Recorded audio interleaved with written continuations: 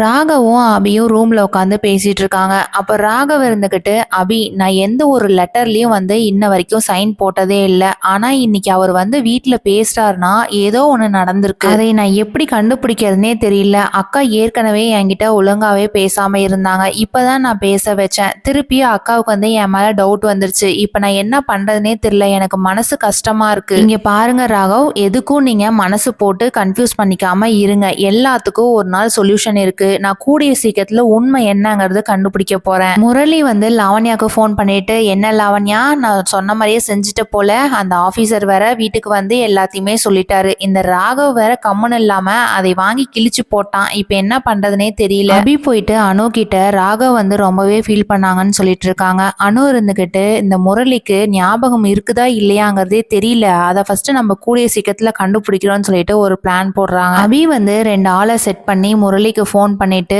உங்களுக்கு ஷேர் வேணும்னா நீங்க இந்த இடத்துக்கு வாங்க அப்படின்னு சொல்றாங்க. முரளியும் அதை நம்பிட்டு அந்த இடத்துக்கு போறாங்க. அபி போயிட்டு அந்த 2 ஆள் கிட்ட முரளிக்கு பழைய ஞாபகம்லாம் இருக்கா இல்லையாங்கிறது நீங்க தான் கண்டுபிடிக்கணும் அப்படின்னு சொல்லிட்டு போயிட்டு ஒளிஞ்சுக்கிறாங்க. முரளியும் இதை நம்பி பேக் எடுத்துட்டு அந்த இடத்துக்கே போயிடுறாங்க. அங்க போயிட்டு பேசிட்டு இருக்கும் போது கரெக்டா அந்த கேமரா மாட்டி இருக்கிறத முரளி பார்த்துட்டு, ஆஹா இவங்க 2 பேரும் ஏதோ ஐடியா பண்ணி தான் வந்திருக்காங்க, நம்ம எதுவும் பேசக்கூடாது அப்படின்ட்டு அலர்ட் ஆயிடுறாங்க. என்ன நடக்க போகுதுங்கிறத வெயிட் பண்ணி பார்க்கலாம். தேங்க்யூ.